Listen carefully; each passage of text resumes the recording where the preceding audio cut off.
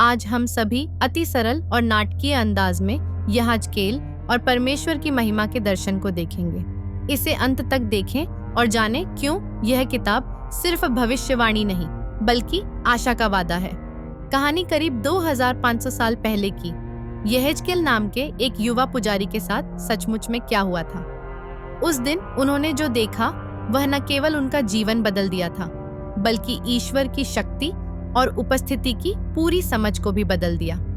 उस दुनिया में कदम रखने के लिए तैयार हो जाइए जहां असंभव भी सच हो जाता है, जहां दिव्य दर्शन आपके द्वारा देखी गई अब तक की सबसे अविश्वसनीय फिल्म के दृश्यों की तरह सामने आते हैं। यह सिर्फ प्राचीन इतिहास नहीं है, यह अब तक दर्ज की गई सबसे अविश्वसनीय आध्यात्मिक यात्राओं में से एक की शुरुआत है। कल्पना कीजिए, बेबीलोन की कैद में एक जवान याजक बैठा है। उसका नाम है यहेजकेल। जब वे बेबीलोन में कब्र नदी के किनारे यहूदी निर्वासितों के बीच रह रहे थे, जिंदगी की धारा शांत बह रही थी। एक साधारण सुबह, एक साधारण जगह, बेबीलोन में कब्र नदी के किनारे, जहां यहूदी निर्वासितों का जीवन बस एक ही दिनचर्या में ढला हुआ था। इन्हीं में से एक थे यहेजकेल, एक युवा पुजारी जिनकी उम्र थी 30 साल। उनकी दुनिया सिर्फ प्रार्थनाओं, रीति रिवाजों और अपने लोगों के दुख दर्द तक सीमित थी। उन्हें नहीं पता था कि जिस नदी के किनारे वो बैठे हैं वो उनके जीवन की दिशा को हमेशा के लिए बदलने वाली है। चारों तरफ उदासी, निराशा और गुलामी की जंजीरें। इस्राएल का शहर यरूशलेम बर्बाद हो चुका है। लोग रो रहे हैं, क्या परमेश्वर हमें छोड़ चुका है? इसी अंधेरे समय में अचानक उस दिन आकाश फट पड़ा। यह कोई तूफान नहीं था, न ही कोई आंधी। यह एक अकल्पनीय गर्जना थी जो सीधे स्वर्ग से उतर रही थी। एजेकियल ने अपनी आंखें ऊपर उठाईं और जो देखा उस पर यकीन करना मुश्किल था। चारों ओर बिजली कड़क रही थी, लेकिन यह आम बिजली नहीं थी। यह एक दिव्य प्रकाश था जो बादलों के बीच से निकल रहा था। उसके बीच उन्हें कुछ घूमता हुआ दिखाई दिया, एक अद्भुत चमचमाता हुआ चक्र जिसके भीतर आग की लपटें नाच रही थीं। और फिर वे प्रकट हुए, 4 जीवित प्राणी जिनकी शक्लें अद्भुत थीं। एक का चेहरा शेर जैसा, दूसरे का बैल जैसा, तीसरे का मनुष्य जैसा और चौथे का गरुड़ जैसा। उनके पंख एक दूसरे से जुड़े हुए थे और उनके हर कदम के साथ वे एक अविश्वसनीय ऊर्जा का निर्माण कर रहे थे। उनके पास पंखों की सरसराहट थी जो मानो समुद्र की लहरों की तरह गरज रही हो। उनके पैरों के नीचे से पहिए घूम रहे थे जो कि मरकत पत्थर की तरह चमक रहे थे। वे पहिए कोई आम पहिए नहीं थे, वे ऐसे घूम रहे थे जैसे एक पहिया दूसरे के भीतर हो, और उनकी हलचल से पूरी जमीन हिल रही थी। यह कोई सपना नहीं था, यह हकीकत थी। यहेजकेल के सामने ईश्वर का सिंहासन नीचे उतर रहा था। ऊपर, इन सभी के ऊपर एक नील रत्न जैसा सिंहासन था और उस सिंहासन पर एक आकृति बैठी थी जो आग और प्रकाश से बनी थी। ये ऐसी महिमा थी कि एजेकियल का शरीर कांप गया। वे तुरंत जमीन पर गिर पड़े, अपना चेहरा जमीन में छुपाते हुए।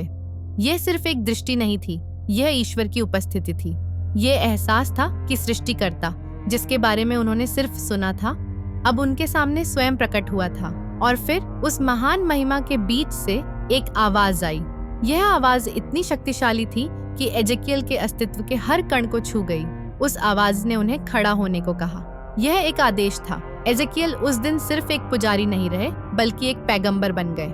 उन्होंने जो देखा वो सिर्फ उनके लिए नहीं था, यह उनके लोगों के लिए और पूरी दुनिया के लिए एक संदेश था। एक संदेश कि ईश्वर की शक्ति सिर्फ मंदिरों तक सीमित नहीं है, उसकी उपस्थिति हर जगह है और वह सबसे असाधारण तरीकों से प्रकट हो सकती है। परमेश्वर एजेकियल से कहता है, मनुष्य के पुत्र, खड़े हो जाओ, मैं तुम्हें अपने वचन सुनाने भेज रहा हूँ। तुम्हारे लोग जिद्दी और हठी हैं, पर तुम डरो मत।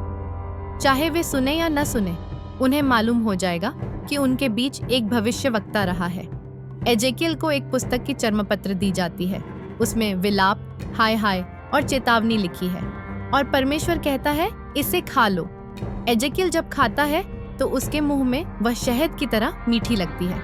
मतलब परमेश्वर का वचन पहले दिल में मीठा लगता है, लेकिन उसका संदेश सुनाना कभी कभी कठिन और कड़वा होता है।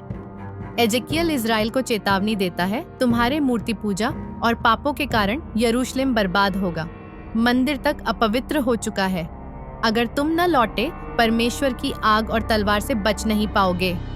लोग उसका मजाक उड़ाते हैं, लेकिन धीरे धीरे उसकी भविष्यवाणियां सच होने लगती हैं। यरूशलेम सचमुच जल जाता है, लोग बिखर जाते हैं, लेकिन कहानी यहीं खत्म नहीं होती।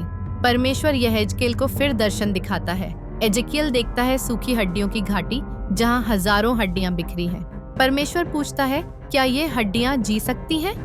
जैसे ही यहेजकेल भविष्यवाणी करता है, हड्डियां जुड़ती हैं, मांस चढ़ता है और परमेश्वर की आत्मा के फूंक से वे जीवित हो जाते हैं। यह है इज़राइल के पुनर्जन्म का वादा।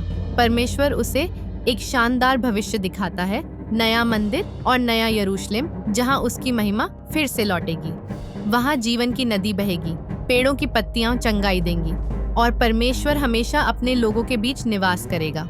यहेजकेल की किताब हमें सिखाती है कि परमेश्वर न्यायी है।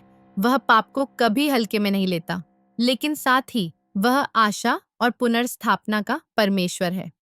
चाहे इंसान कितना भी गिर जाए, परमेश्वर की आत्मा उसे फिर से जीवन दे सकती है। यह कोई साधारण किताब नहीं, यह एक जीवित दर्शन है, जहां स्वर्ग और पृथ्वी मिलते हैं और परमेश्वर अपनी महिमा प्रकट करता है।